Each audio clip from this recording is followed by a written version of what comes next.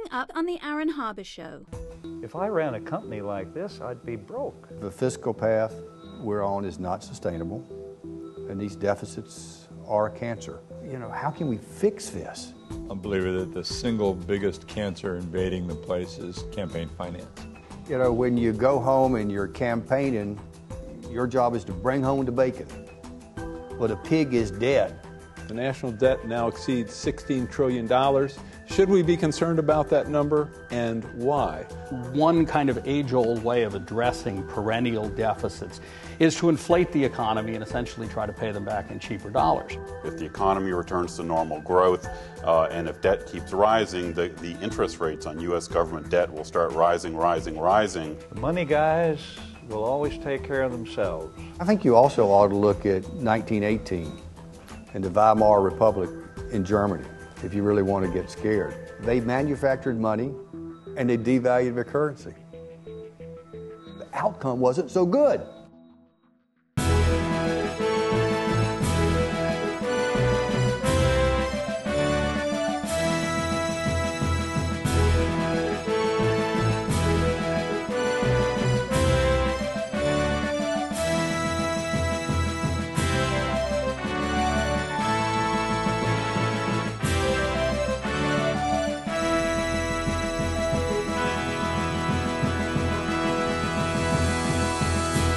Welcome to the Aaron Harber Show. Today's guests include Simpson Bowles, the co-chair of the National Commission on Fiscal Responsibility and Reform, the former Chief of Staff for the White House, with Senator Al Simpson, the co-chair of the National Commission on Fiscal Responsibility and Reform, and Timothy Wirth, the president of the United Nations Foundation, and Professor Peter Marisi, Dr. Alice Rivlin, Bill Spriggs, Marty Regalia, and Chris Edwards. And now, here's Aaron Harber. Welcome to the Aaron Harber Show. I'm your host, Aaron Harber, and joining me today, the former senator from Wyoming, the co-chair of the National Commission on Fiscal Responsibility and Reform, Al Simpson. Al, thank you for joining me. Also, the former president of the University of North Carolina, Simpson Bowles, who's the co-chair of the commission, also the former administrator of the Small Business Administration. Erskine, thank you so much for being here. Thank you very much. Great to be here. Al, when you look at, I love asking you questions about the intelligence of elected officials, but when you look at the folks in the House, in the Senate, and in the administration, is it fair to say, and if I'm wrong, tell me, is it fair to say that those people do understand the seriousness of the problem, but have shied away from really adopting any real solution? They know what's going on. Is that a fair statement? It is, and you know, I make those cracks. There's some wonderful people. I've worked with wonderful people on both sides of the aisle, and there are good people. They're there now. But it was interesting as Erskine and I wandered the campus for 7 months, 8 months, putting this stuff together, and people would come up to us from both parties that we've never seen and say, "Save us from ourselves." Really, that's what they'd say. Really, and they were dead. They were smiling, but they were dead serious. They have pressures on them that are unknown to ordinary people who are ready to pull their chain at any point. Is one of the challenges when you look at these kinds of issues that a lot of the challenges, a lot of the problems have occurred gradually, that you've built up a national debt that is now over $16 trillion, headed to 20 or 25 trillion or more. But the American people, when you think about it, in 2008, you had the Great Recession. People were losing jobs by hundreds of thousands every month. And now that things are better, not as good as everyone would like them to be, but clearly better, where jobs are being added every month. Is it possible that any sense of urgency or the sense of urgency needed to address these issues actually may be on the decline, that Americans will look around them and say, you know, I don't really need to sacrifice all that much. Things are getting better on their own. Why should I support something like Simpson Bowles? No, there's been no self-sacrifice in America since World War II. Never had less revenue coming into the country since the Korean War, 15.2%. and we need to have 18 or 19 or 20 to make the country run. And Grover Norquist talks about when Coburn went in and took $6 billion out of ethanol subsidy, Grover called that a tax increase. That's totally deceptive. It's cruel. And those are the things going on, but people, we had one of our members, Dave Cote, who's head of Honeywell. After about 3 months, Erskine and I remember he got up and took his coat off and said, "Who the hell are you people? If I ran a company like this, I'd be broke. I wouldn't have any employees. And you people run the country." Here's the deal. We do face the most predictable economic crisis in history. It's avoidable, but it's coming. You know, the fiscal path we're on is not sustainable, and these deficits are a cancer on the country. And we're in today what economists call a structural contraction, which generally lasts for about a 10-year period. So we have probably 3 or 4 more years left of it, where we'll have relatively slow growth in the 2% area and unemployment between 7 and 9%. And, you know, there are a lot of students here. And some of you are working part-time now, and you've seen what's happened to your tuition cost. But boy, when you get out there, it's really going to be tough. Unemployment is, you know, the official figures around 8%, but in reality it's around 15%. The labor participation rate today is only 64%.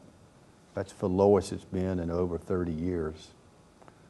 And the effects on families of almost all levels is really tough. I mean, median household incomes are at a 14-year low. The poverty rate's at a 52-year high. 46 million people are out there living in poverty in this country. 27% of African Americans, 26% of Hispanics, 22% of kids are living in poverty. And when you think about, you know, how can we fix this? And you think about the problems, and then you think about this debt overhang.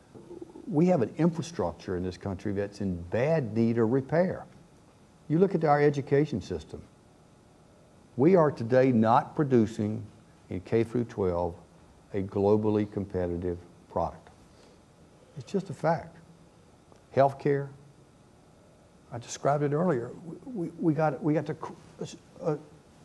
a stupid healthcare system. Our tax system doesn't make any sense. It's not globally competitive. We do have too much government regulation. Why do you think that, you know, small business starts in America have been on a 30-year decline? We got to do something about it.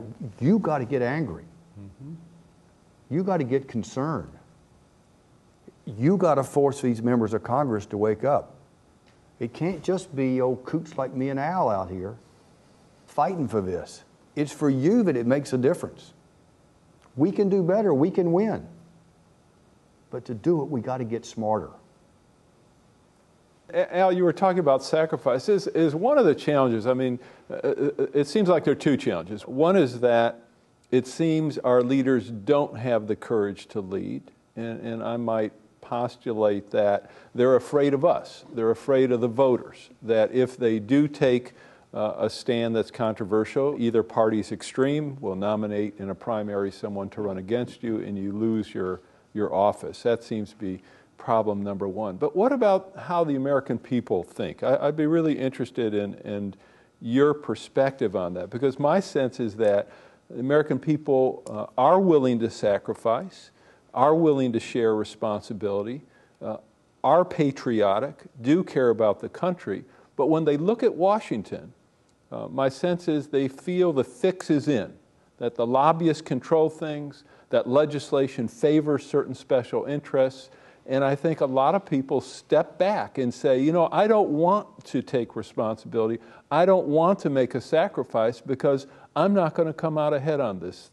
That, you know, the guys on Wall Street are the ones who are going to get my money, or the military-industrial complex or the people receiving welfare or whatever, that there's not a sense that it's a level playing field and that things are done fairly in Washington. And if that's the case, why should I sacrifice? You said so many things. I don't think the leaders are afraid to lead.